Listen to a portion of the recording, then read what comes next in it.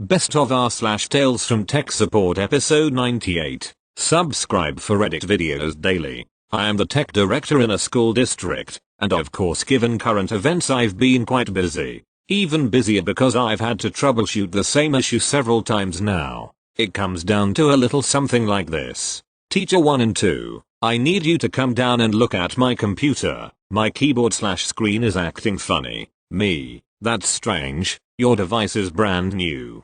What do you mean by acting funny? Teacher 1, my keyboard is typing all kinds of gibberish when I try and enter my email. Teacher 2, has a touchscreen laptop. The cursor on my screen is jumping all over the place and not responding to my mouse. Me, did you recently wipe your device down with a Clorox wipe or spray? Both? Yeah. Why? What does that have to do with anything? Me, grumbling as I type up a district-wide email explaining why a liquid is bad for electronics and how to properly disinfect/clean a device. It's tough not getting frustrated at them because they're just trying to be careful, but when they act surprised when I tell them that was what's causing their problems, I can't help but grit my teeth and roll my eyes. Thank you. Next. A few times, I have had users freeze on me while I'm trying to help them with something. I was wondering if anyone else has experienced anything like this. I was IT support at a school some time ago. A teacher had received a link to a Google Doc and needed it saved locally.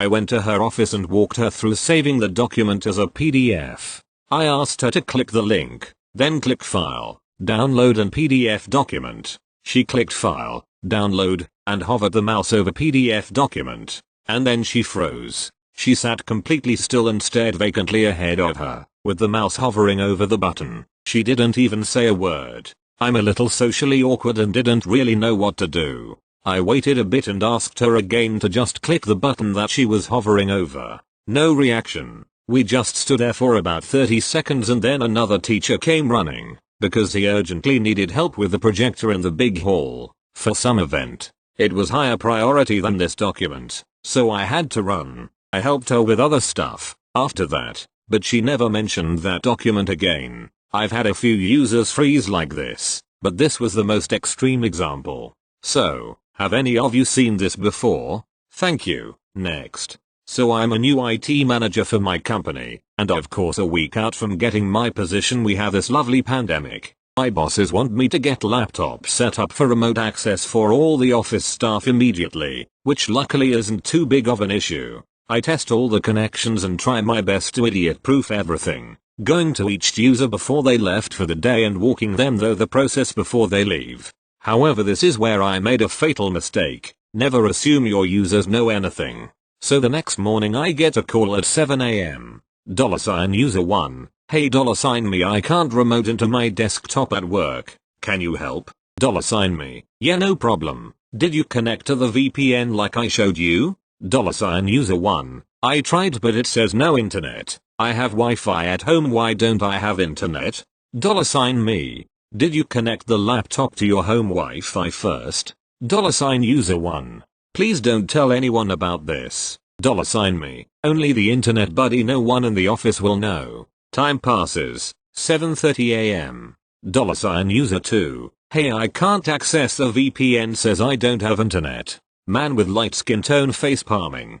7:45 a.m. $user 3, hey, man says I've got no internet, can't get into my computer, help. Man with light skin tone face palming. Only took a week for me to learn to write down every step for users, even ones you think are common sense. My first real job in IT field. Thank you. Next. Background. I work as help desk tech for a college that is currently swamped with work from home support. We have also pushed out Microsoft Teams to Office workstations for remote communications. $K, me. $U, user. $K, college name, IT, help desk, this is $K. How can I help you? $U, I'm trying to work from home but Teams doesn't work, the webcam isn't picking me up at all, but I got into my workstation just fine, so I don't know why it doesn't work. $K, okay, are you remote controlling your desktop at, college name? $U, yes. $K, okay, are you using Teams that's installed on your laptop or Surface? $U, No, the one installed on my desktop. Q internal def. $K. That's not going to work, because you're running Teams on your office computer. It's using your office webcam, which you're not in front of because you're at home. Do you have Teams installed on your laptop? $U. I don't think so. I'll spend some time and see if I can figure it out. $K. Okay, have a great day. Being IT support in education, I keep thinking people would use their brains. I get proved wrong every day. Edit. Typo. Thank you. Next. Hello again TFTS. I'm back with a coronavirus working from home tale of fun. So, as many of you are probably also in the midst of, we sent about 90% of our office workers to work from home. We're a food supply chain company, so very essential and closure isn't possible. We use VMware, so everybody would have all their stuff, their desktop, files and whatnot as they do at home. Super convenient. Easy, right? For most, yes. So here's how the process goes. Open up the VMware client, where you'll see a sign-in screen. Username. Passcode. Hit enter. Now, you'll receive a code texted to your cell phone with the code to enter on the next screen. Then voila, you're done. Easy, right? Can you guess where people are getting stuck? No, me neither, at first, because clearly I thought people were smart enough to figure it out. The answer is passcode. The first ticket from this issue is always the hardest, because you go in with the assumption nobody is stupid enough to make such a mistake. The ticket came in saying they weren't getting the code texted to them. I did everything that could cause that, checking AD for account lock, checking the MFA server and verifying their phone number was correct, etc. Finally I asked, which I should have started with. So you type your username and password, hit enter, and then what happens? Does an error come up? I don't have to enter my password. Oh, I'm sorry, why not? It doesn't ask for one. It says username and password correct. No. Says username and passcode, which I'm not getting. Fastadesk. Yes. Passcode means password. That makes no sense, but I'll try. Oh. Okay, I got the text. Thanks. Click. I thought that would be the end. A one-off funny tale to add to my lengthy list of stupid people. But no. Over the past 6 days since we implemented work-at-home measures, 11 people have had this issue. 11. With the exact same issue. At least it's easier now because I know people are in fact stupid enough to have no idea what the word passcode would mean. So anyway, to the UI designer who designed VMware Horizon, thanks for using a synonym. Thank you. Next. Tech support for a CRM, customer relationship management, software. The way the account hierarchy works in the software is that you'll have the admin, whoever bought the software license and owns the account, the admin's employees, who have their own user accounts, and the actual customers that they manage within their business. Admins can set different permission/access levels for their employees whenever they want, and can also delete accounts whenever they want. If someone gets locked out of their account, they can either use the password reset button on the login screen, or they can call us. If they call us, they just have to provide their name and login email address to confirm the account, and we can go ahead and reset the password. As you might expect, we get password reset tickets something like 857329203282734 times a day. Last week, I got a call from one of our client's employees, Cindy. She said she had done the forgot password thing earlier that morning because she hadn't been able to log in, but was calling us because it looked like her password had been changed. Again. Bit weird, but not uncommon for some of these people to lock themselves out frequently. Fucking Apple keychain bullshit. Cindy asked if I could see who changed the password on my end, or what it had been changed to. I can't see that info on my end, but I went ahead and changed the password so she'd be able to log in. Hours later, we get an email from the admin of Cindy's account. Admin, I removed employee from the account name, for a reason. She called tech support and she was able to regain access to the account without my permission. How can I trust your service if my account can't be secured? There's a few things to note here. Remember when I said admins can assign different user permissions/restrictions on their employees' accounts and delete them whenever they wanted to? Yeah, this guy didn't do any of that. Most people, If they're firing someone, just delete the employee's account. Or, they can flip a switch on the account that will prevent them from logging into that account. The best part about that lockout switch? We can't reset the password if that thing's enabled. We refer the caller to their admin.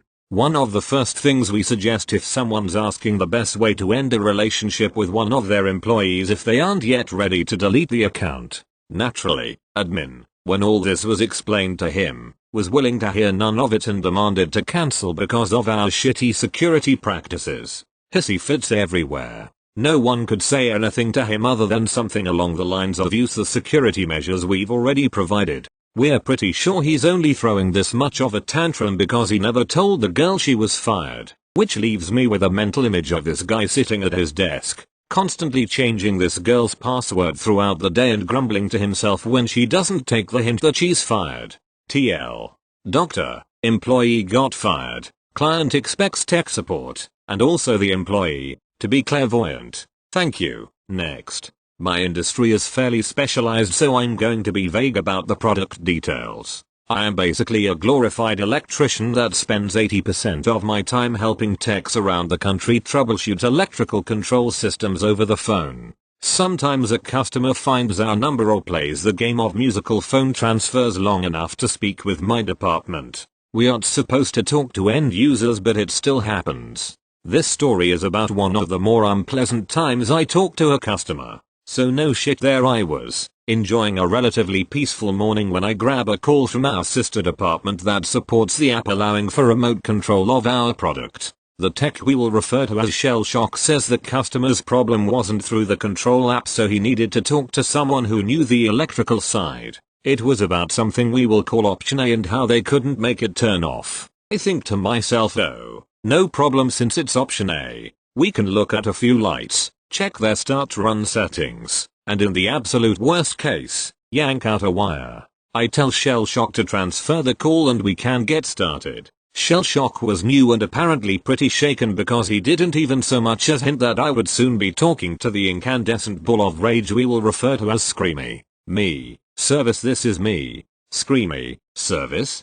Finally. We're gonna have to make this fast because my boss is yelling at me and we need option A off now. This app isn't doing shit. Me. Okay, what kind of control panel are we dealing with? SC Remy. Fuck. I don't know. Why the hell does that matter? This app isn't doing shit and I just want option A off now. Me. Shell Shock was able to determine the app was functional, which means we either have an electrical issue or a setting issue in the control panel.